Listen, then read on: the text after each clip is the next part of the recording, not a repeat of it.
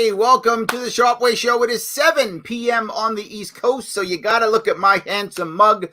That's how this thing kind of works, so I appreciate you coming here. But it's not. Did I actually put up Monday, Ask Me Anything? It's not Monday. It's last weekend today. I had the wrong one up. Look at me. I think it's Monday. It's not. It's actually Tuesday, which means we have last weekend today, rocking and rolling. I'll be showing you some clips from the weekend, talking about different issues, things like that. But do me a favor, if you don't mind, please, as always, like, comment, and share. It does matter. Click that like button. Share it to the best of your ability. It does matter. Like, comment, share. People do care. We have to grow. And if you've got some cash, sponsor $10 a month, $25 a month, $100 a month, patreon.com/sharpeway, so that we can keep this going to the best of our ability. Now, I brought up the idea in the title of personal attacks. When I ran in 2018, I had a situation to where I have done personal attacks on my opponent, who was Governor Cuomo. I had a couple personal attacks, but not many, on the Republican. I had some. There were a lot against me, only from the Republicans, though. The Republicans had tons of personal attacks against me. The Democrats, not much. They didn't care about me. They were very dismissive. The personal attacks against me didn't actually work very well. What they did was the people who were already skeptical just reinforced their skepticism. They're like, yeah, he's not one of us. He's whatever, this bad guy or whatever. He's splitting the vote or whatever they said about me, this bad thing they said about me. It kind of reinforced what skeptics already thought, who in my view, I think weren't going to vote for me anyway. But there was a good thing that it did for me. Is it once you have a negative ad or negative attack on you, other people start to look and see if it's true. So people who had no idea who I was actually looked me up, and some liked me. And like, oh, I like this guy. So I think overall, it didn't really change my polling much at all in my race. It wasn't that effective against me. What was effective against me was the polls they did against me. That was devastating. But the actual attacks weren't that bad against me. Mine against my opponents.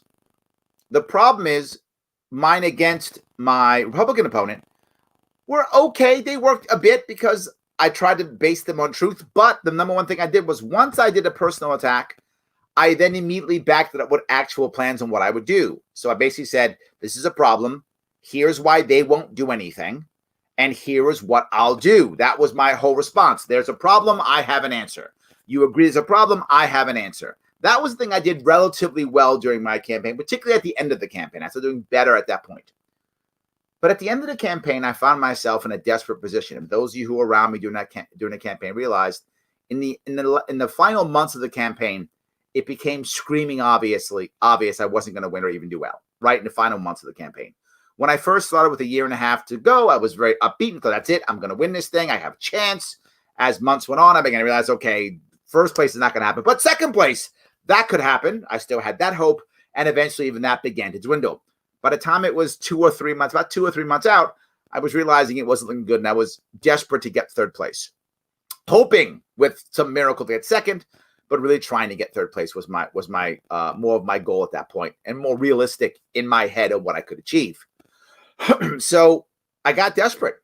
So I thought, you know what? Let me make a personal nasty attack against Governor Cuomo, and it was during one of my events on Long Island, and I made a very bad attack against him. And there were people who were new who were at this event.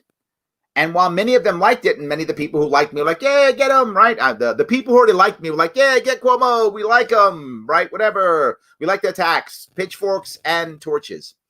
The new people, some of them came to me, and they came to me because after the event, they came to me because they didn't like Cuomo. That's why they were looking at me as an alternative to Cuomo. They said, yeah, we liked your what you said. It's true about him. But what are you going to do? And when they said that, I realized that it failed. It didn't work. It was a desperate attack, hoping to gain attention, hoping to draw him in because he wasn't debating me. He wasn't doing what I wanted him to do. It was a desperate attempt. It didn't work. It solidified those people who already liked me, but it didn't it didn't get me anything new. It didn't move people, particularly as a third party. Well, the attacks can be, can make other people feel good, right? Because they're already on your side. Convincing others to now vote for you, particularly if you're a third party, the attacks don't work. I tried them. They failed. Doesn't work. We have to be able to be much more positive, or at a minimum, if we do go negative, then have an answer when it comes to, whatever we're trying. If I'm saying Bob Jones is bad, then I better be able to, actually have an answer, right? I can't just go, Bob Jones is bad. And what about you? Well, I'm not as bad as him. Doesn't work as third party. Does sometimes work as when it's only two parties, but doesn't work as much when you're third party at all. And I would argue that right now, it really isn't working very well, I think, for both Democrats and Republicans either. I think people aren't actually changing their mind, right? And I'm noticing the most recent attacks by Democrats are that Trump doesn't care about COVID people. He wants them all to die. I don't think that's working to get Republicans to walk away from him or to get new people who, haven't decided to come to him. And the Republicans' attack is Hunter Biden is corrupt with his dad, and his dad's taking money. I don't see Democrats going, oh, now I'm not going to vote for him. I also don't see anybody else making the change. I feel like they're just trying to get their base riled, and that's it. And they're hoping that their base is riled so much that more of them show up than the other. Well, that might work in the short run. It might work in the short run to get people to vote for their base to vote. How in the hell does it get new people to vote? How does it get new people to join? How does it heal the wounds? The amount of negativity that is happening in this campaign, oh my God. And I would ask if anyone can remember anyone running that has an actual new policy. Except maybe Howie, who's like, just take over everything. Right? I mean, I guess that's a policy that's new-ish for America. Not new, obviously, in the world, but I guess I'll give him that, right? Howie Hawkins will just seize all your businesses. There we go. I guess that's something. I'm not impressed by that plan, but perhaps that is a new one, I guess, new-ish for America. But that's about it. I don't see that. So let me show a couple of things I want to show today regarding that. I want to show you from Laura Ingraham. Very pro-Trump, obviously, Fox News, very pro-Trump. But watch how she says things and what happens in this. I think it's a very interesting way of looking at things. You tell me. So old Joe called a lid early this morning, meaning he's not making any public appearances until the debate on Thursday night. Look at what they do. They show a picture of him with a burning American flag. And you can just hear the vitriol in her voice. And you can see across the bottom, there's simply no enthusiasm for Biden. This isn't saying Trump's doing good. Trump's got plans. This isn't saying that. This is literally just Biden bad. Now, don't get me wrong. CNN is as bad, if not worse. This is not just a Fox thing. I'm not beating up on Fox at all. I'm just showing this is the way they all do it. I just thought this was so much with the fire and the burning thing. I just thought that was interesting to watch the burning flag. But come on, it doesn't really matter. There's simply no enthusiasm anyway for Biden out there. Well, unless you call this a groundswell. And then they just make him look bad. I'm a car guy. This is just making him look bad. It's not saying anything that Trump is doing at all, right? I can't see this gaining. I can't see any Fox viewer sharing this with their friend who's undecided and then saying, see, you should vote for Trump now. I don't see it working, right? Let me keep going. Propaganda campaigns in human history.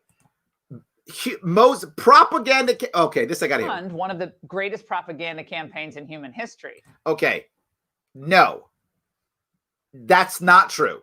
Is there a propaganda campaign? Absolutely, 100% yes. But greatest in history? Stop.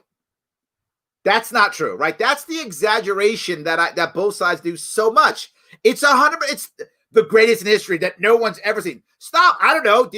Have you watched a movie about Hitler or a movie about Mussolini? I think they kind of beat this guy. I'm just saying. And of course, after being called out and exposed by President Trump as fake news, the dominant media was happy to oblige. Oh, now it's called the dominant media. That's a good spin. I like that one. That's a good one.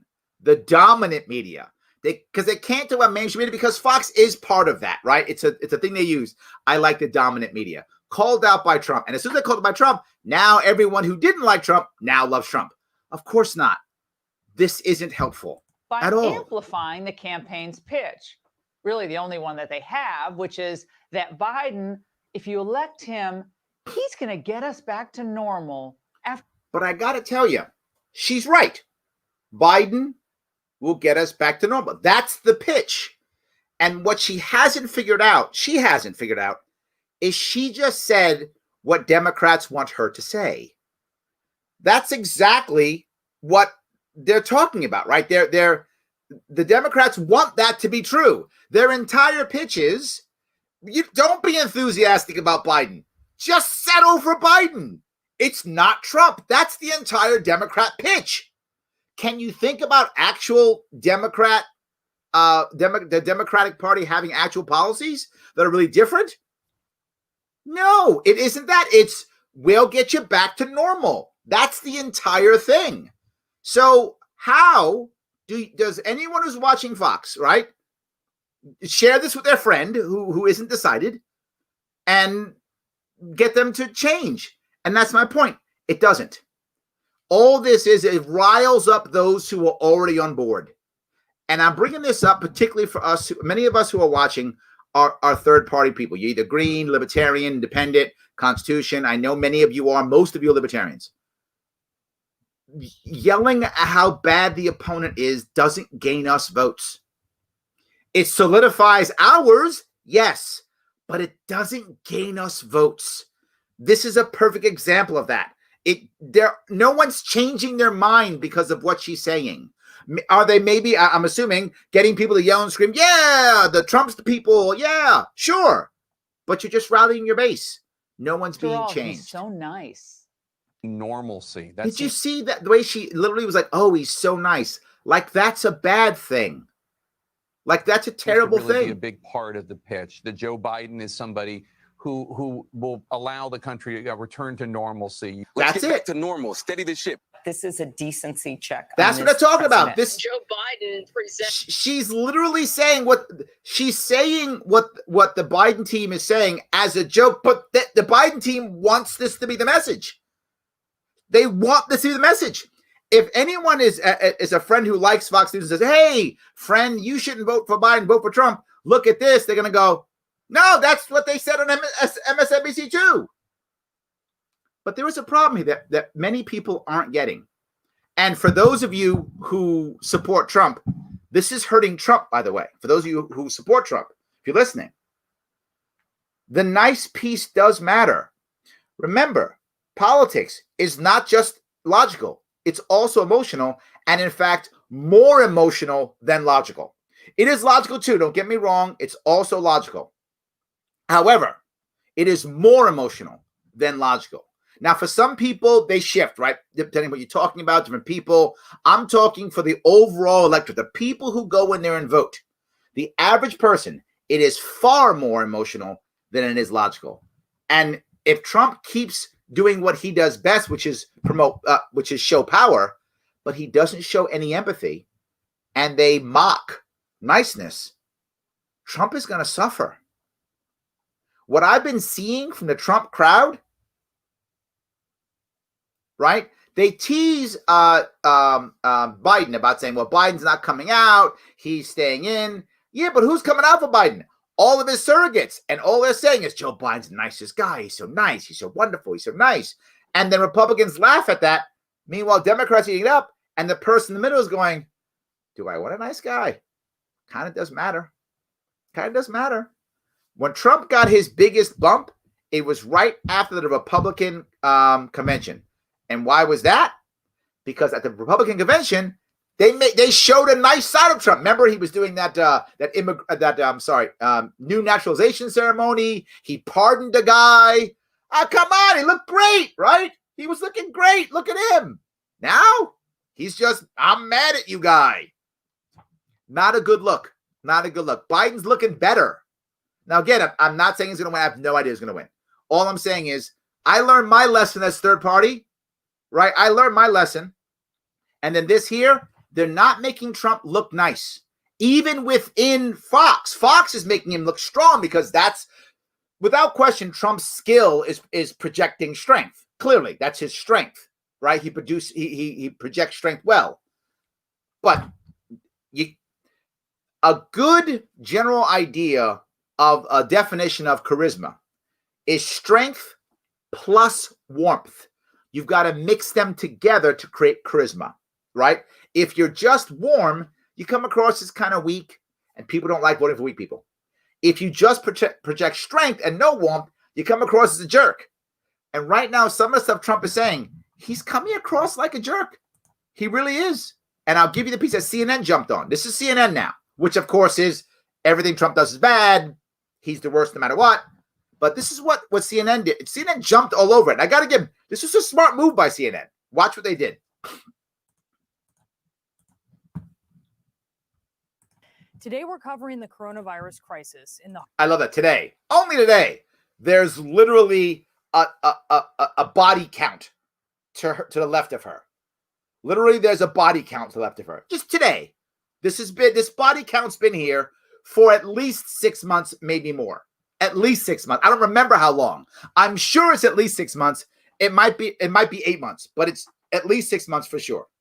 Hardest hit country in the world, which the president made clear last night he wants to ignore. They're getting tired of the pandemic, aren't they? Getting tired of the pandemic. You turn on CNN, that's all they cover. COVID, pandemic, COVID. You know why? They're trying to talk everybody out of voting. People aren't buying at CNN, you dumb bastards. They're not buying it. Now, I tell you, that's a great look for the people in that audience. They're eating it up. Obviously, they showed up at the event. They love Trump. Makes total sense. Wow, was that a bad look for everybody else? Not a good look. This is what I was talking about. CNN jumped on it. CNN showing the president. Of course they are. He's saying something wrong. They are totally on it. And he's wrong in this one. If he doesn't turn this around and show some warmth and go back to what he did at the Republican convention, he's going to struggle. Remember, the odds are, now I don't know this for sure, and some of you may think I'm crazy for saying this, but the odds are this is going to be a very close election. Every poll there is, whether you believe them or not, is close. None of them are like Biden's blowing him out of the water, Trump's blowing him out of the water. No polls are saying that. All polls are saying this is close. At one point, you got to stop being a little warm and fuzzy. Everybody did that. I mean, of course, Obama did it. He was all warm and fuzzy guy, right? But so did Bush. Bush was the compassionate conservative. Even though he was like, we're going to bomb you. We hear you. And so the world's going to hear you. He was still compassionate. The guy still, was supporting AIDS in Africa, right? I mean, Sub-Saharan Africa loves W because he was still compassionate. Clinton was Mr. I Feel Your Pain, right? But who wasn't very compassionate? Who wasn't very warm and fuzzy? H.W. Bush. And he lost. He was a one-term president. And he wasn't very warm and fuzzy. Even, of course, Reagan was, right? And he was also strong, but he was also warm and compassionate. We are a caring nation. Remember that? We're the shining city on the hill, right? All those things. Trump is not doing that. And if he doesn't change, he's going to fall into H.W. Bush's dilemma. Now, you might say, well, Carter was also a very lovely man, obviously a lovely man, but he was an incompetent president. He didn't get stuff done. He did not get stuff done. So different issue. He had a whole bunch of other problems if you count him. But there is a piece that you kind of have to have some form of warmth when bad things are happening. This is not a good look for the president. He's got to turn this around, or he's done. He'll lose this thing if he doesn't turn this around. Watch how CNN just murders him right after this. There are 220,417 reasons to talk about coronavirus. There are nearly 60,000 cases per day in the U.S. and rising. I got to tell you, he walked into this one, right? did you expect CNN to not do this? You kind of walked into this one, Trump. I'm just saying, you The person did. whose response You has did. failed on most objective measures is not fixing his government's approach to the crisis. Instead, he's suggesting we just ignore it. The president doesn't even regularly acknowledge the huge There we loss go. of life that we've experienced here in the last night. Now, you may disagree with what CNN's saying. You may think the president's right in what he's saying. It's emotion. It's not logic. It's an issue that if you're a politician, and I say this because also some of you who are watching, you run for office. You have to do this. This stuff matters. This stuff matters. Politics is not just logic. It's also emotion. Now, I got to tell you, this is not just Republicans doing it. Democrats doing it too. Democrats doing something very bad. Let me see if I can find this piece now. The Democrats now are talking about punishing people after the election. Democrats go out of their way to alienate Republicans. Like they go out of their way to alienate Republicans. And they should just say nothing, but they don't. So let me grab, this is Laura Ingraham again. While she can be very mean and nasty, she can also be right. As I said, I put Fareed Zakaria on here, who's totally left. When he's right, I put her on. When she's right, I try to get around the other stuff if I can. But here, this is Laura talking about what is actually important. Payback time. Former Labor Secretary Robert Reich and other liberals are pushing for something called a Truth and Reconciliation Commission. What a terrible idea. And I know if you lean left right now, you're like, this is the right answer because we got to get Trump. Don't get me wrong. Am I against the idea of once a president is out of office that he's somehow, investigated? I'm not. If this was the norm, I'd be totally fine with it. But this isn't about the norm. This is about punishing Trump. If this was something they would say, you know what? Everyone should have this. Every executive should have it. That's a conversation I'm open to having if that's really was your goal. It's not. And that's the problem. This is just to punish people. And it's a terrible idea. And I can't, Robert Reich's ignorance has shocked me many times. This one, wow. Oh my God, what a terrible idea. He should know better than this, but he doesn't, because his ideology blinds him to how bad this is. Again, if you're telling me that you think that all executives should be investigated when their term is over, that is a conversation I'm totally open to having. That's not this. They're trying to pretend like it's that. No. It's about Trump. He says it. It would erase Trump's lies. What a terrible idea. If you're telling me, again, I want to make sure every executive is held accountable. Let's investigate every executive from mayor to president from now on. I'm open for that conversation to see how that works. This is let's beat up Trump. And here's the worst part. Let's beat up Trump and all of his people. How is that going to heal our country? How is that going to heal our country? So if Trump wins, is Trump going to heal our country? No, he's going to dive deeper to the right, hate the left. That's what he does. He's going to keep doing that. So now if Biden wins, Mr. Nice Guy Biden, what's he going to do? He's going to put everybody who was a Republican on trial. I'm sorry, who was a Trump Republican on trial. Oh my God, this is a terrible idea. So the left does this too. I know I just beat up on the Trump right. I did. But the left is just as bad. They do exactly the same thing. They are not trying to heal this country at all. Who's trying to heal this country? Yeah, libertarians. We are the only ones trying to heal this country. The left and the right is pulling it further and further apart.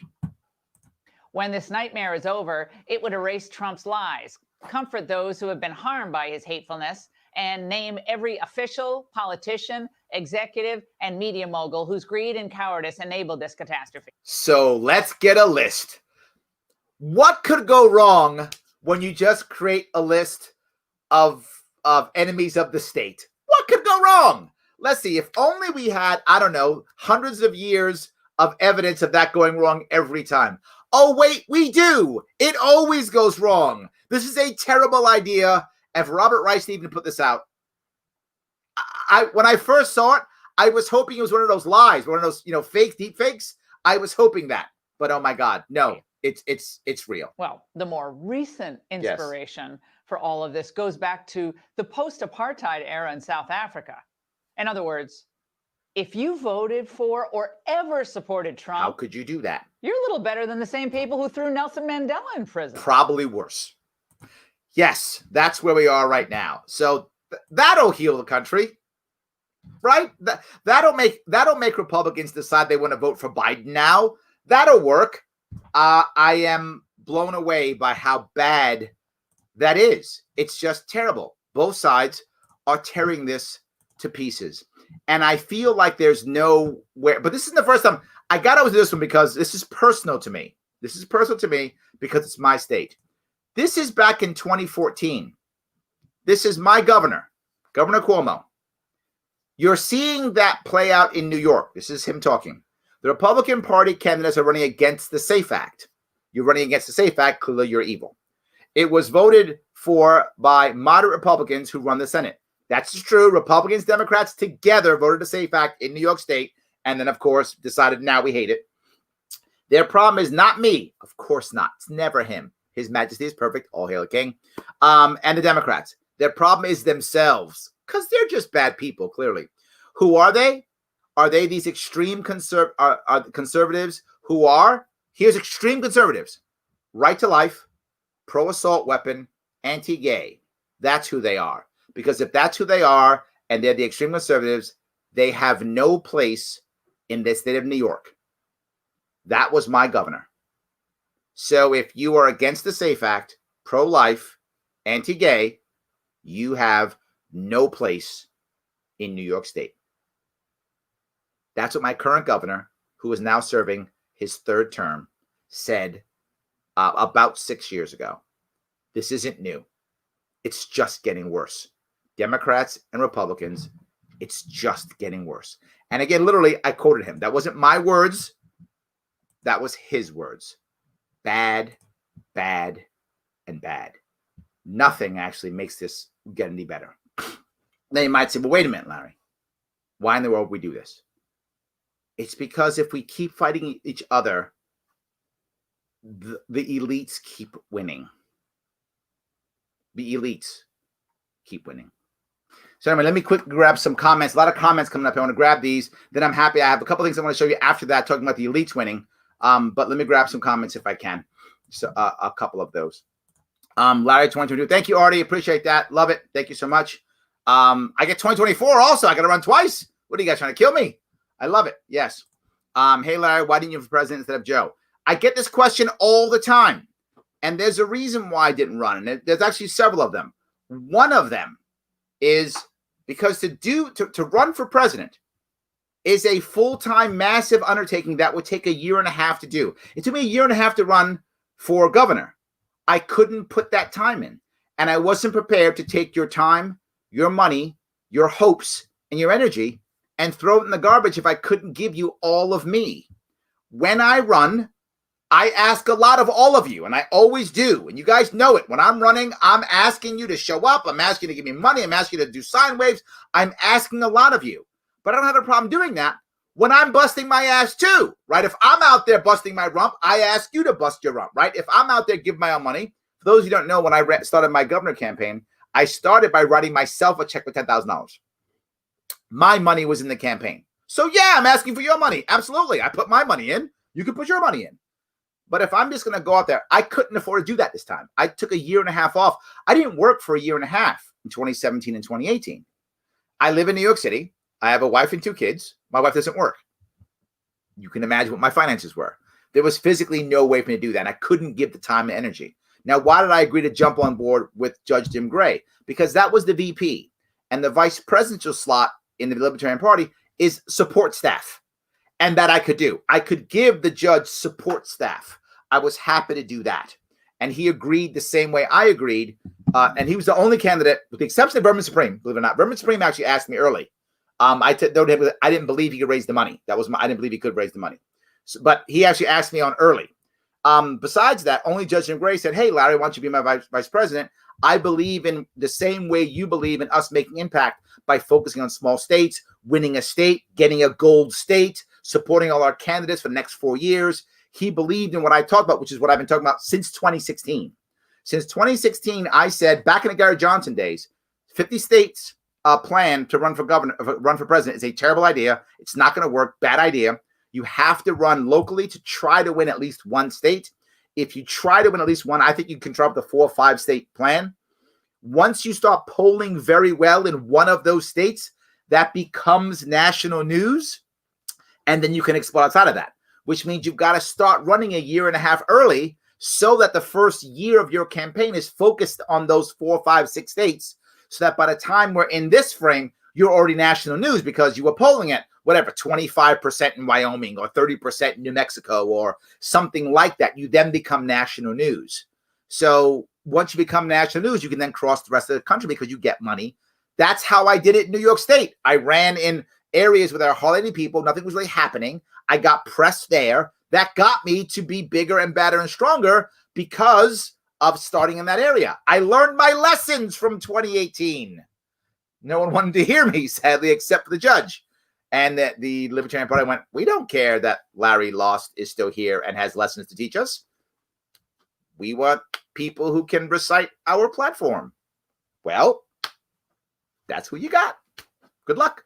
So anyway, I hope that answers your question. If I run again, I have to make sure that I'm able to give you what makes the most.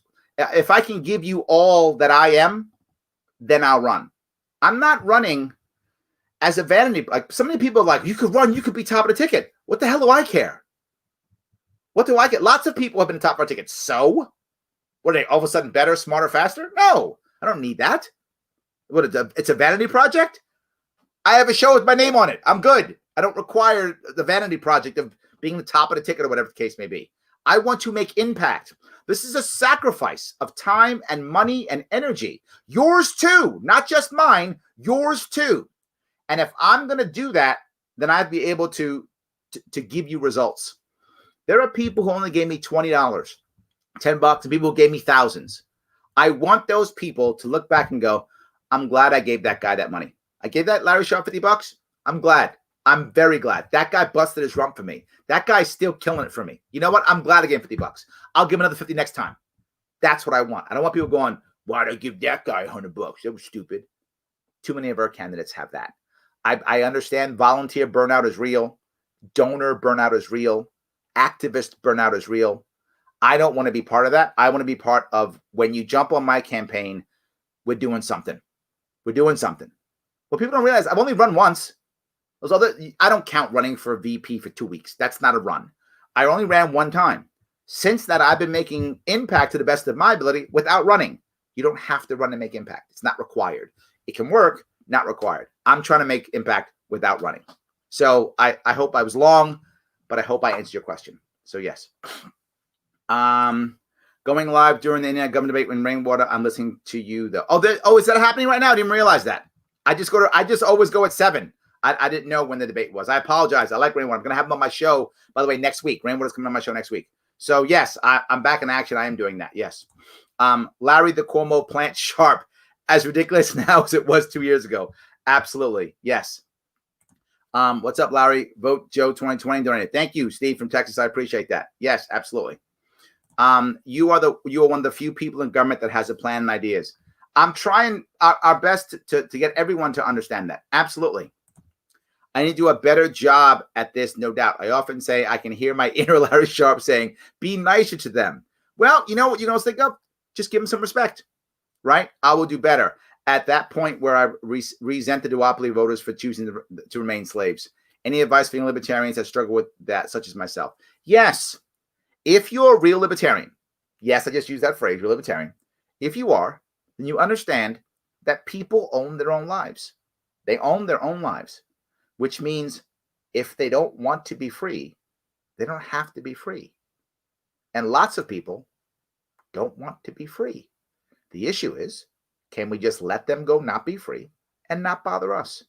I don't resent people for not wanting to be free. It's up to them. I give them, hold on if I can figure it out here real fast, respect. I give them respect. You don't want to be free right now. Okay. I hope later on you'll want to be. No worries. I hope I can show you that there's a way for you to be free and be happy. I hope we can. That's how you look at it. They have a right to not be free. Absolutely. Sorry. Excuse me. All right. It's awesome that you made it on Joe Rogan, dude. Even Jorgensen is able of getting on there. Yeah, we'll see what happens, right? Maybe next year I'll see if I can get on again. We'll see if we can do it again. Maybe we can get that guy Harrington on. That'd be amazing. Harrington's amazing. I love that. Yes. Remember, New York Libertarians, we need 130 to 160,000 gold votes for president this year. Yes, absolutely, guys. I'm voting Jorgensen. I hope you guys will too. I always said I hope you guys will also. Yes. All right. How do you know about Bojos? People who go to Bob Jones University. Is that right? Is that really what they're called? Oh, I love that. Bojos. I love that. That's awesome. Yes. All right. Let's see if I can do this. Looks like Joe Jorgensen is the grown-up in this election. Trump and Biden are like two kids in the schoolyard during recess. Well, yeah, the one advantage that Biden has over Trump, the one advantage he has is Biden's surrogates are nicer. Trump's surrogates are also aggressive. And I'll show you that in a second. His surrogates are also aggressive. Biden's surrogates are nice and warm and fuzzy. They really are. They're nice and warm and cuddly. They do that a lot. Yes. So our mainstream media is disgraceful. Nick, I would agree. Yeah, pretty bad. Yes. Trump is pounded 24/7 as a fighter, 6 hours a day. No one keeps up with him. He's a businessman, but knows religion, morals, peace are part of America. Sharpe, you don't have the energy. Well, first off, he is pounded. That's true. And that's okay. He's a fighter, and I'm happy he's fighting. I think that's accurate. He is a fighter. But most presidents are pounded 24/7. Most are. Him more than most, and that's true. Most of the reason why he's pounded more than others is not because of policy. It's because he's looked upon as being mean. People don't like that, so they fight back, Terrence. That's just how it is. I completely agree. No one keeps up with him. He's a businessman, but knows religion, morals, peace are part of America. Sharpening up the energy. First up, Terrence, dare you full of crap. I have more energy than he's ever had. That you don't know. The first part, you were right. Second part, that's crap. I got more energy than him. Yes, I do. That you don't know. I do this, plus I have a family, plus I have work, plus I do stuff for the party. So I got, when it comes to energy, he's not beating me on that. He's not. He gets pounded far more than I do being president, has a much harder job than I have. Without question, he's president of the United States. I'm not in any way trying to compare myself to his responsibility or him being beat up by the media. Far more by magnitudes greater than me. But energy, stop that. I've campaigned too, brother. I know how hard it is. And I've been an entrepreneur too. 16 years. I haven't had a regular job in 16 years. So yeah, I know how to hustle. Don't want to hear that. Thank you, though. I'm glad you're watching.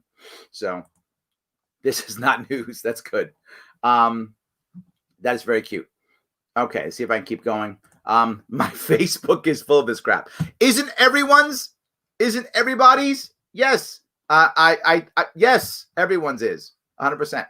Yes. If Joe got equal attention, good or bad, as each of Trump or Biden by the MSM and was included in all the polls and was allowed to debate with Trump and Biden, she would be leading and likely win. The funny part, Joe, is I'm a big fan of just get press, right? And one of the issues that we find often in libertarian candidates, and I think Joe was guilty of this too, is worrying too much about how things look, and how things come out. When I ran, people who wanted to make a Larry Sharpe sign or a Larry Sharpe logo, I was like, go, do it. Just get my name. I don't care what happens. Go. Nate was making like 4,000 signs. Just put them out. Do it. Get out. Whatever you want. Just go, right? Just do. I didn't care, right? And most of my people in my social media, I had very little control of them. I was like, just go. If we make mistakes, we'll say we're sorry and move on. And we made mistakes. And I said I was sorry and moved on. And I would do it again. Get out there is more important. We have to get out there and get attention, right? And you're totally correct. We have to get more. We have to be more exciting. Absolutely. Yes. So There will always be a propaganda campaign. Yes, but this one's not the biggest ever or the worst ever. That is completely not true. That part's not true. It's propaganda. Yes. There's a whole lot worse in many countries all over the world. Not even close. Yes. So, all right. Let's see if I can keep doing this. If I can. Hello from Soviet Socialist State of Minnesota. Government Waltz is a dictator. Funny. I like that. Yes. Normal, progressing toward the cliff. You know, there's a part of that I think it's a valid issue, right? What does America see as normal? It's a valid question, right? Do we see normal as a nation, obviously, not as individuals, but as a nation? Do we see it as, back to just slowly decaying? Is that what we see as normal? And we might. I hate to think that is true, but it might be. Maybe what America sees maybe what average American sees is, let's just go back to just in general, just slowly falling apart, which is terrible, right? I don't want that. I want us to be growing and thinking about bigger, badder, cooler things. I really do. I feel like we often, we're in that at least mindset. Well, at least it's not this. At least it's not that, right? So what's the most effective thing to do to help an L candidate 2 weeks before the general election? I think the most important thing, to believe it or not, is calling people. That's what I think is talking to people one-on-one. If someone by now, 2 weeks out, is not considering voting libertarian, I can't see someone who is solidly into red or blue going libertarian now. I could be wrong. I just don't see it. It's got to be someone who's still thinking, God, I'm a Republican, but I don't like Trump. Or I'm a Democrat, but I don't like Biden. I think it's got to be one of those, and have a call with them and talk to them. And when you talk to them, talk about one thing only, the future. And if they care about the future and it matters to them, particularly if they're in an area that's already going to go red, already going to go blue, and they know already, now we're good, right? Planning for after. Absolutely. Yes. If Biden wins, could you see the Republicans campaigning for the House promising impeachment over the Hunter laptop? You mean in 2020 doing that? Maybe. Yeah, maybe. It depends on who comes to the top of the Republican Party if Trump loses. I'm not sure Trump's going to lose, right? But if Trump loses, to your point, if Biden wins this thing, right, who's going to be at a top of the Republican Party? The odds are, and you can see it already, and I'll show you some of this already, the odds are Republicans are going to bail on Trump. That's the odds, right? They're going to be fair weather friends. And if Trump wins, they're going to be like, we always loved you, Trump. We always did. If Trump wins, if he loses, they're going to be like, Trump? Who's Trump? I don't know. Who's this Trump person you speak of? They're going to not know who he is, forget his phone number. They're going to do that. That's my assumption, because that's what politicians do. And this isn't a Republican thing or Democrat thing. It's the way it works, right? You're like, who's, I don't know, Trump. I've heard that name somewhere. And they're going to forget who he is. And when that happens, who comes to the top? If someone comes to the top who is thinking, I can get to the top by bringing back the Republican, make the Republican Party great again, if that type of personality takes over, then I can see that completely, because that's the way you do it, right? By making the Republican Party great again, right? That would make sense. But if it's not someone like that, if a more moderate or someone or someone who maybe is just strictly conservative, either a moderate Republican or a conservative, not a populist type, right? Not a big personality, right? Trump's a very big personality. If a big personality pops up, I think yes. If they're just a traditional conservative, like a Pence type traditional conservative, or a moderate Republican like a Romney or someone like that who's a very moderate Republican, if either of those two take over, I don't see that happening. I think that only happening if a big personality takes over, like a Trump. And to be forward, I see some Republicans now afraid Trump might lose and hedging their bets. I do see some doing that back and forth. So some are worried, but I'm not sure, to be forward with you. I hope that at least answers your question. So convince your friends to vote for Joe and preserve hard-won ballot access. Yes, Jim. Jim is correct. I love that. I absolutely love that. Yes. I'm 100% right. Thank you, Jim. I appreciate that. Yes. Politics are emotional because the issues affect people on a personal level. 100%, Shelley. Yes. Yeah. Right. Essential or non-essential. That's you. First responders. That's people we know, right? This is it's absolutely. Yes. Politics are emotional because issues affect people on personal level, yet the duopoly won't tell us how to resolve issues. This is where Libertarian Party shines. Absolutely, yes. 100% yes. Biden should have moved to the center, but like all liberals, they double down on radical positions. You are correct. I said it earlier.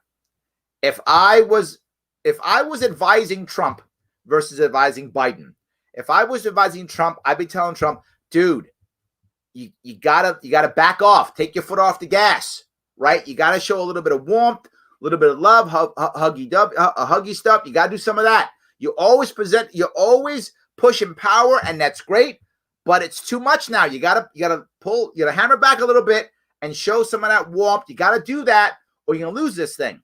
If I was dealing with Biden right now, I'd be like, Biden, dude, it's time to only talk about your most centrist policies you have. I don't care how many you have. Those as of today are the only ones you have. You don't have any liberal policies as of today. I'm agreeing with you. That's what I would be telling him if I was advising him. Clearly, no one's asking me. But I think you're totally right. If I'm Biden, I'm talking only centrist policies. You talk about liberal policy, be like, what? Who's that? That's not me, is it? I don't know what you're talking about. Let's go back to my centralized policies. And if I'm Trump, I'm all about two things. What I said versus what I did, which is what people like. That's the people who like Trump that I know around in New York, right? This is my world of New York downstate. The people downstate who like Trump, and this is a Democrat area, as you know, New York City, but there are Trump supporters here. Not many, obviously. Most are Democrats, but there are Trump supporters here. The Trump supporters that I know here, they're all like, well, he said what he did, what he said. He said that, he did that. Why are you surprised? Why are you angry? That's how they think. That's what motivates them. Trump almost never does that. He's so busy attacking others, he doesn't go, I said this and I did it. I said and I did it. Right? What's your problem? That gets a lot of moderates to go, oh, yeah. Because the problem that many of us have is we don't trust politicians. I wonder why. We don't trust them. I shouldn't say Democrats, the left-leaning Republicans that I know in downstate New York that support Trump, that's why they support him. That's the biggest issue. I don't see him do much of that at all. I mean, here or there, but hardly at all. That's what they want to hear. That's what motivates them. They go, yeah, I trust the guy. He said this, he did that. We're good. That's all I care about. I don't see much of that at all. That I would be telling Trump that if I was advising Trump. And I'd be telling Biden, move to the middle, dude. Sit in the middle. Stay in the middle. But one thing Biden's doing very well, which I would be advising him also, he's doing what I would be telling him to do, which is get your surrogates out to talk about you. Get everyone else to talk about how awesome you are. Get everyone else talking.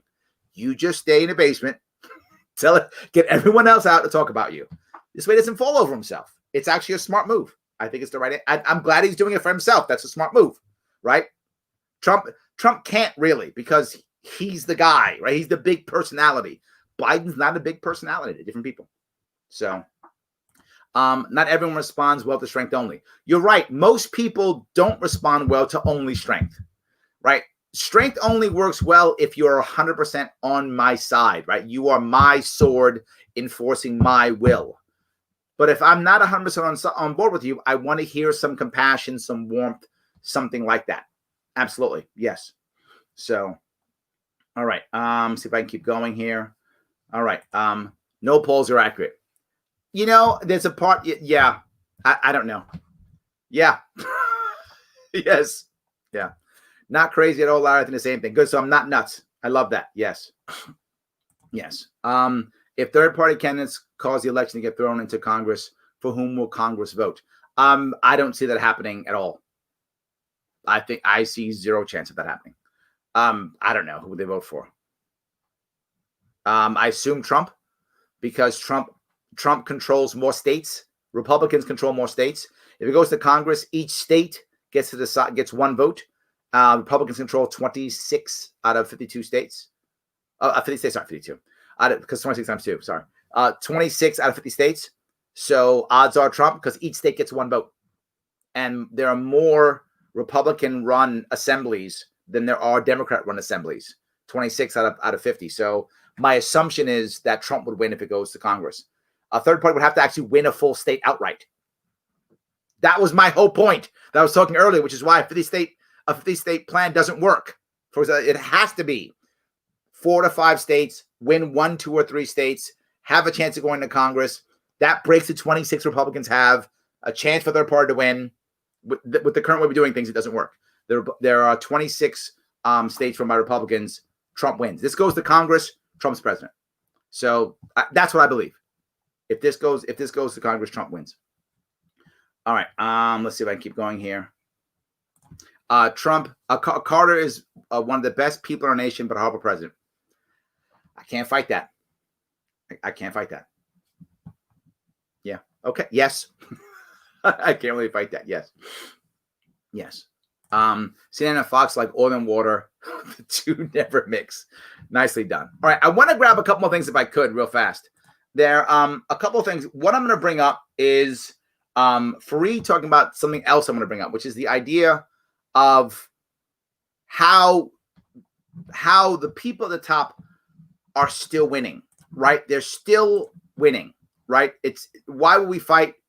Because people at the top are still winning. By the way, please like, comment, and share. This is Last Weekend Today. And not just that, head over, sponsor if you can, patreon.com/Sharpe Way, 10, 25, $100, whatever you can spare. Let's keep this show moving, rock and roll on the air if we can.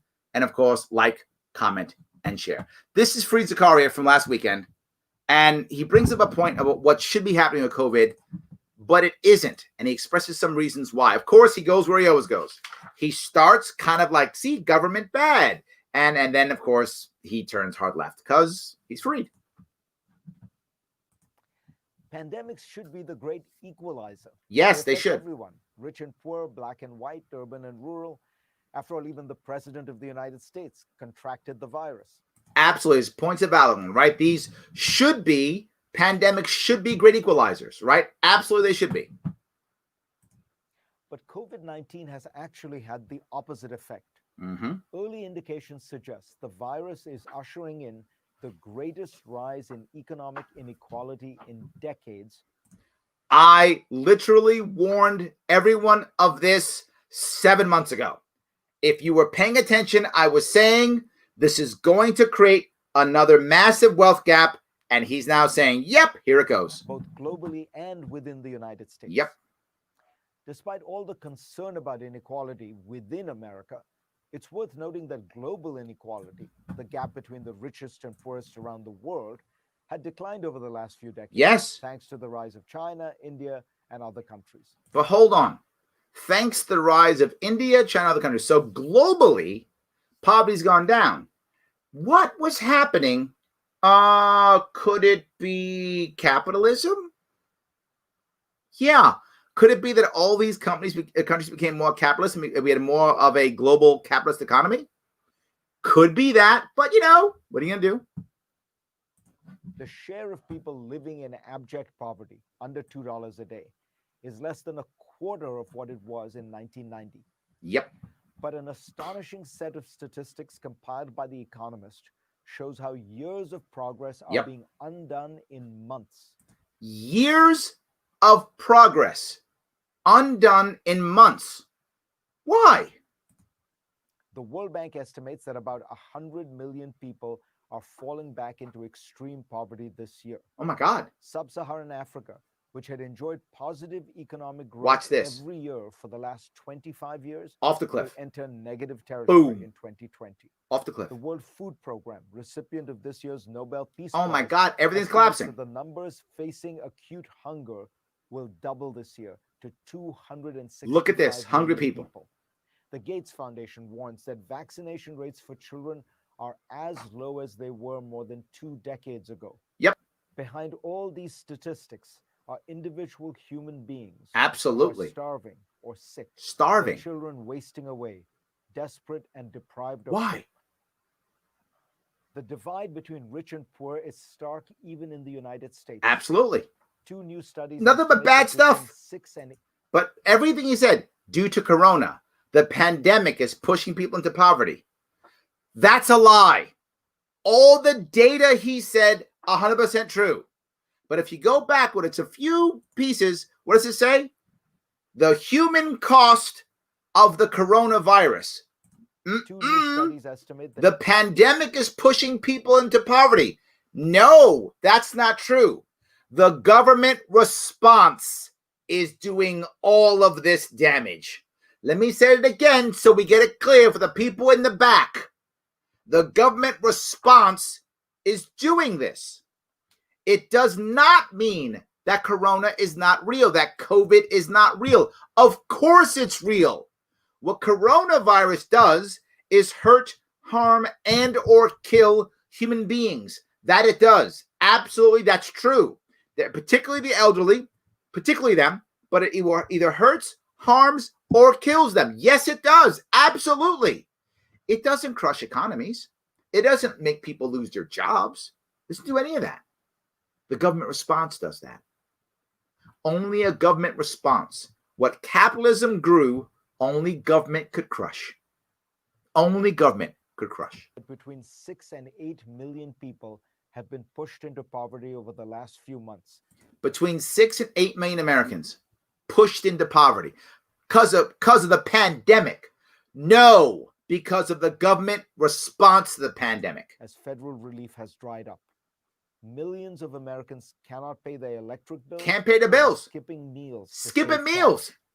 A recent survey found that almost 40% of those who have lost work due to COVID Look at this. don't have even a month's worth of savings. Do you understand the damage that's about to happen? I warned of this 7 months ago.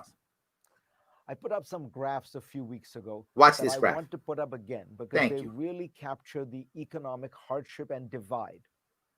Job losses in the previous 3 recessions were pretty even Mhm. between the top 25% of income earners There we in go. green and the bottom 25% in pink.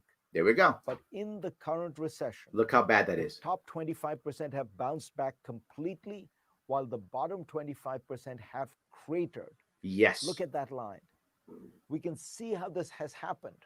For those whose jobs can be done remotely, Yep. bankers, consultants, lawyers, executives, academics, life goes on with just a few hiccups. Just some For hiccups. many of those who worked in restaurants, hotels, cruise Devastated. ships, theme parks, shopping malls, Devastated. work has simply disappeared. Absolutely.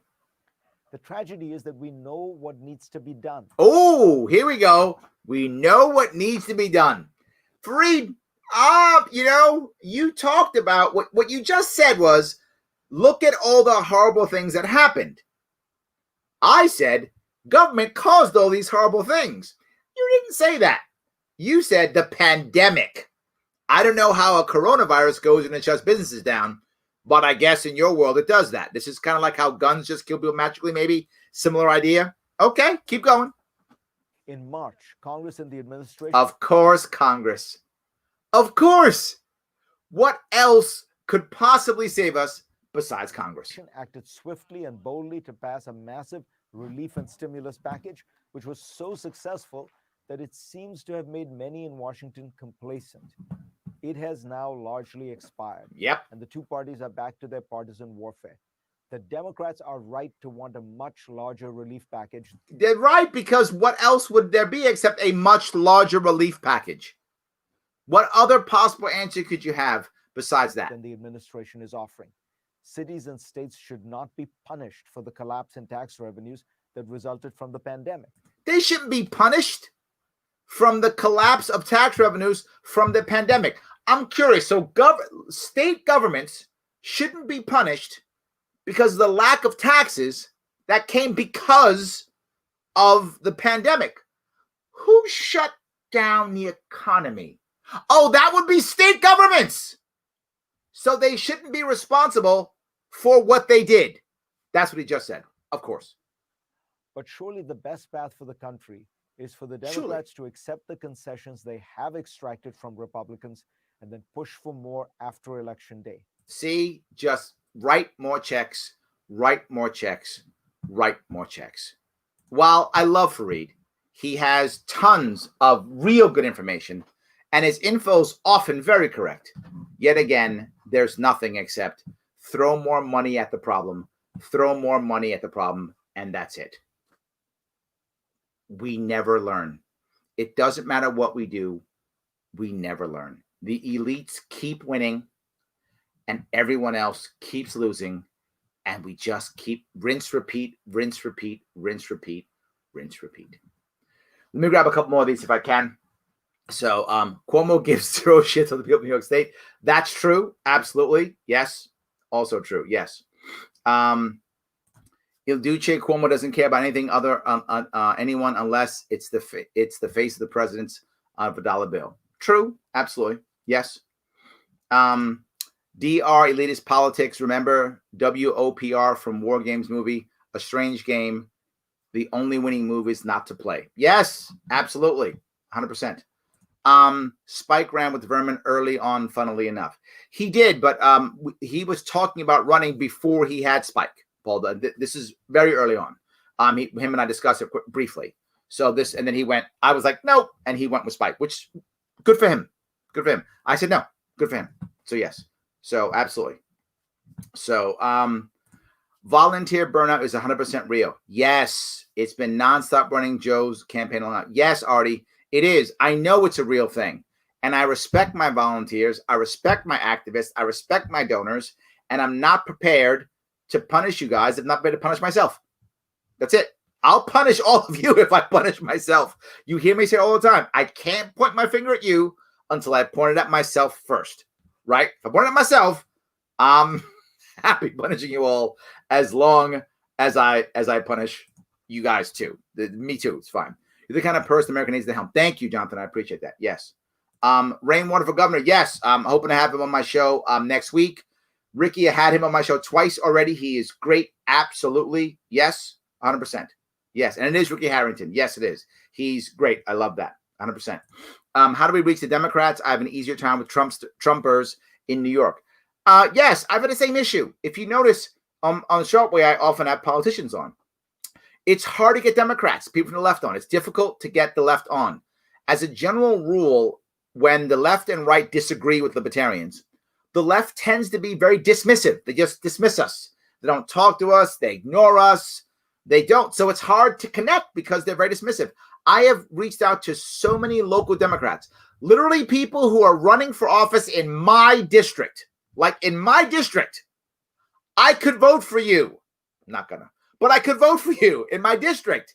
People who are on my show, you could see, do it. Talk to me. I'm here. They will not respond at all. I reach out 2, 3, 4 times. Reach out via Twitter. Reach out via Facebook. Reach out via their website email. Not even a response. Nothing. It's very hard to reach Democrats. Republicans will get mad at me. The Republicans will let me get mad at me. But at least when they yell at me, they're talking. I can talk back to them. And then they come on after they yell at me. And I go, stop yelling. Let's just talk. And they go, fine. And they come on. So Republicans come on because Republicans tend to be more aggressive with me, believe it or not. And Democrats are more passive aggressive with me. The left just ignores. You're totally correct. They don't want to hear me. So the answer, I think, is don't stop. And whenever I talk Democrats, I talk about the outcomes that we agree with. I discuss the outcomes and say, how do we get to those outcomes that we agree with? And we agree with a lot of outcomes. All Democrats and all libertarians would end the war on drugs. Talk about that. Let's discuss that. Let's have that conversation, right? We want some form of prison and criminal justice reform. Let's have that conversation, right? There are many things that we can agree on, the outcomes of them, right? And then let's talk about how we get there. So I think that's really the issue, 100%. Yes. This is why I consider myself a libertarian. I definitely have some conservative religious leanings and stuff, but I'd rather convince people than coerce and force people by law. Absolutely, I'm with you. 100%. Yes, absolutely. Yes. I get letting people not being free, but are they entitled to their own reason voting for Trump? Biden are false. Example, Trump is bringing our troops home. Yeah, the problem is, let's say you went to someone who believes that. You went to a Trump supporter who believes Trump's bringing our troops home. And you told that supporter, no, he isn't. So that supporter going to go, oh, wow, I'm now going to vote for Biden. It's not going to change, right? It is very rare that you see me attack Biden or Trump. Very rare. Very rare. If I ever do, it's almost always on their policies, but not on them personally. Why? It's not helpful. First off, everyone's flawed. So am I going to attack Trump and it's Biden? I probably have similar flaws, right? We all have flaws. So I try not to. But if I attack any of them, it's on their policies. I don't agree with this policy. I think this is wrong. I think he did this wrong, that wrong. That I'll do all day long. But if I attack someone and say, you know, Trump's bad because this or Biden's bad because that, does a supporter go, wow, I never heard that insult before. Now I support your guy. No, when I attack somebody, the person personally, they don't hear it. So if someone thinks the troops are bringing Trump's bringing troops home, what I would do is say, well, here's a plan I have. Or in the case of someone else who has a plan and policy, here's the policy I have to end the military-industrial complex. And they might go, ooh, I like that better. I didn't attack Trump or his policy. I just said I have a better policy, which is why you constantly hear me talk about policy, policy, policy, policy. If you've got good ideas and good policies, people tend to hear you because they're interesting. They'll at least hear you. The most people who still remember me because of a policy or idea that I came up with. And they go, oh, I remember that thing about the bridges. I remember that thing about the MTA. I remember that thing about regulating cannabis like onions. I remember that thing about, facts, your police thing. They remember something like that, and that draws them in. So I think that's really the biggest issue. I hope that was clear. If people believe that, it's tough to get them to not believe that. It's just difficult. Yes. So let's see here. Terrence, go to an event with Larry and you will see how much energy he has. Yeah, Terrence, the first part of what Terrence said was right. The second part, not so much. Yes. I've never seen Larry play golf. I'm not a golfer, actually. I'm not a golfer. It takes up so much time. I'm not a golfer. Yes. Sharpe is so full of hustle. Thank you, my friend. I appreciate that. Joe is an SJW. I'm not sure she is. To be forward with you, I'm not sure she is. I don't know her that well. So, I mean, there may be something there, but I don't think she is. I think early on, her team decided that if her campaign were to be more media friendly, that they would get more coverage. I think that was their thought process. And I'm not blaming them for it. A lot of campaigns believe that. I learned that lesson early on. That does not work at all.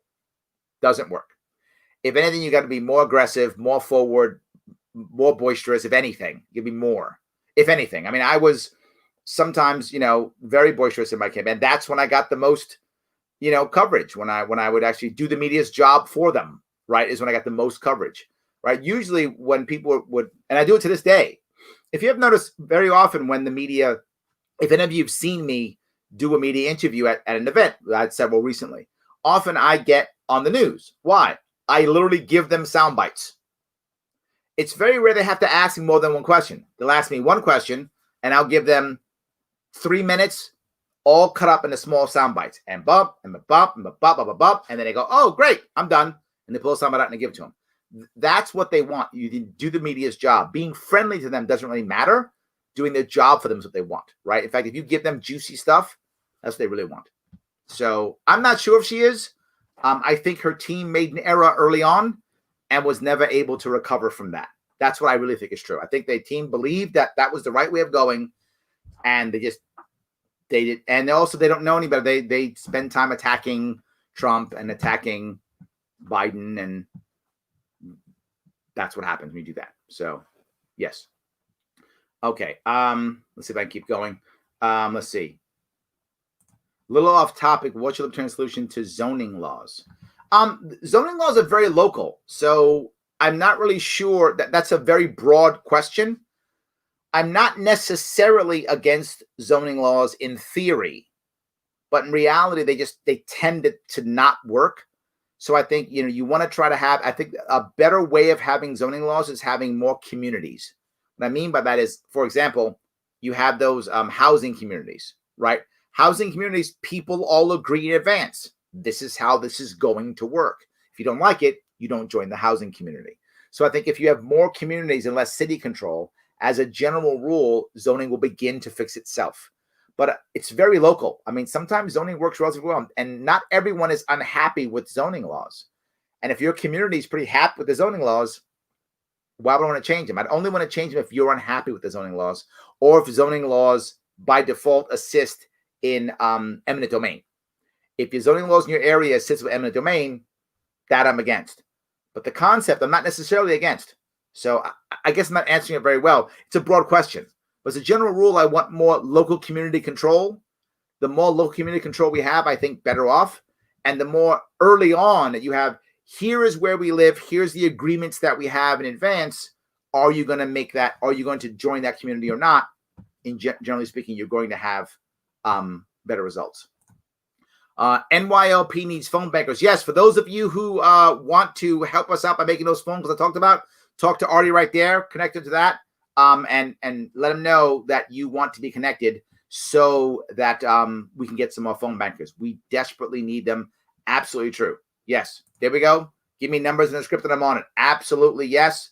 Let's do that if we can. We do need them. Absolutely, yes. How do you feel about Kasich voters flipping over to vote for Biden? Then Kasich can take the next 4 years to reface the Republican Party. To be forward, while I don't like it, it's brilliant. I'm just being forward, Jimmy. I personally don't like it, but it is brilliant. This was my point about if he's betting Trump's going to lose. And there are many people who are betting that Trump's going to lose. Now, if Trump wins, Kasich is in trouble, right? He's rolling the dice on this. If Trump wins, he's in trouble. But if Trump loses, he's set to be the leader of the Republican Party. There's lots of people trying to get in line. If the king gets, knocked down, who's going to get on top of the hill? Kasich is right there. It's actually brilliant for him personally. It's kind of cheesy to do, right? I mean, you're being dishonest in a way. I mean, unless he's open about it. I don't think he's being open about it. But if he's being open about it, and I'm not sure he is, then it's fine. He's saying, look, let's get rid of Trump and I'll take over. That's what he's saying. If he's open about it, I don't have a problem. I think it's brilliant, though, Jimmy. It's clear what he's doing. He's betting that Trump is going to lose. Now, the advantage of Kasich is he doesn't really have any other option. He's anti-Trump. If Trump wins, he's finished anyway, right? I mean, what's he going to do? I guess become a consultant somewhere? I mean, he's finished if Trump wins. So why not gamble that Trump's going to lose, right? If Trump wins, he's finished. If Trump wins, he's at the top. Not a bad deal for him. I hope it makes sense. It's just not a bad deal for him. The Robert Reich thing sounds like the Ministry of Truth. Yeah, it does. Yeah, it does. It's 1984. I keep bringing that book up, and it just keeps happening. Absolutely. Yes. Trump needs to humble himself a little. He isn't coming off as likable. I agree. He's got to come back a bit. He's got to pull it off a little bit. 100%. If he doesn't do it, I think he's going to suffer. Yeah. Jimmy L won't happen. Many Cruz supporters would never forgive Kasich for not dropping out in 2016. Trump supporters never forgive Kasich for endorsing Biden in 2020. I think I got to tell you, David, I get where you're going with this. But look, what are Republicans going to do? Start voting Democrat? If Kasich gets the top of the Republican Party, most Republicans will say, fine, whatevs, and they'll take it. Most will. They will forget. The Cruz supporters will forget. Trump supporters, Trump supporters going to all of a sudden go, Biden's our guy now.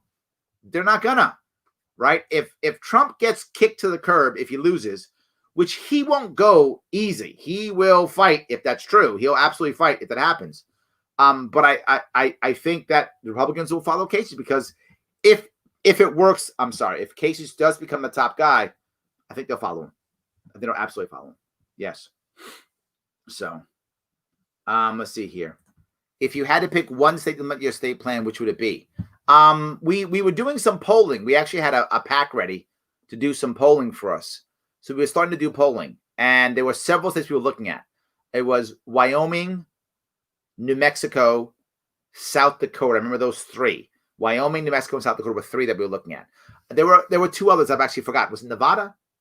No. I remember it was those three. But there were a couple more. I don't remember which ones they were. Maybe it was Idaho and Montana, maybe. They were all like Midwestern states, and I think Maine might have been one. I'm sorry, I don't remember exactly, but I do remember those three. Those three I remember. Sorry, and Utah. It was Utah. Utah, South Dakota, Idaho, and New Mexico. Those are the four we were looking at to start. And there was another one or two that we had considered, but those we would start doing it. And literally I would move to one of those states. He would move to one of those states, and we just sit there and go back and forth, change states, do it again, go to every diner, go to every, VFW, every place we could, do events, all local news, until we were able to know all the issues there and poll well in that state, poll 15, 20% in that state. If we tried, whatever, South Dakota, and they didn't like us, okay, pack up, off to Idaho, whatever. Idaho doesn't like us, pack up, off to New Mexico. And off to New Mexico, oh, they love us, New Mexico. We got Gary Johnson there. Awesome. Stay there. And poll that 20% New Mexico. All of a sudden, that's national news. They did a third party might take New Mexico.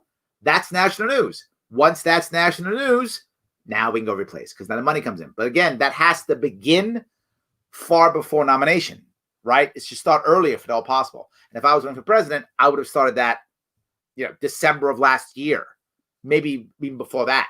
I would have began that process far earlier, probably during the primary season, to get the local press that was required in states that weren't big primary states, and then it would have worked. So that was the idea behind it. Yes. So the only person I watch on CNN is Fareed. The rest of the people suck. It's true, Andrew, but I watch them anyway because I kind of have to. Yes, absolutely. Proud monthly contributor, Joe. Thank you so much. Everyone else should follow Joe's lead. Patreon.com/Sharpe Way. $10, $25, $100, whatever you can. I love that. Absolutely. Yes. 100%. Yes. Let's see. Larry is a machine. I've been following him only since COVID. And if people had a fraction of his energy and knowledge, we'd be in utopia. Thank you. I'm trying to be a machine. I am absolutely doing my best. Yes. Scary times you live in. We're all too busy fighting each other. I wish we wouldn't. Absolutely agree. Yes. 100%. All right. Dr. Joe is for ending endless wars, ending the war on drugs, and then deficit. I'm voting for the pro-peace and pro-fiscally responsible candidate. I'm voting for it too, Joe. I am too. Yes, absolutely. Rainwater effing brutalized the other two clowns. Is he libertarian? Yes, because that was a beating. Nice. I like it. Very nice. There we go. So doing very well. All right. So guys, I'm going to bail on this now. I appreciate everything you guys done. Again, thank you so much for today, watching what I put out there. I appreciate you guys. Help me out to the best of your ability. Please, as always, when you can, like, comment, share. This really does matter. The more people who see this, the better. Absolutely. Like, comment, share. If you can support, please support. And I will see you guys tomorrow and Thursday and Friday. I am back to 5 days a week. I will see you all very soon. See you all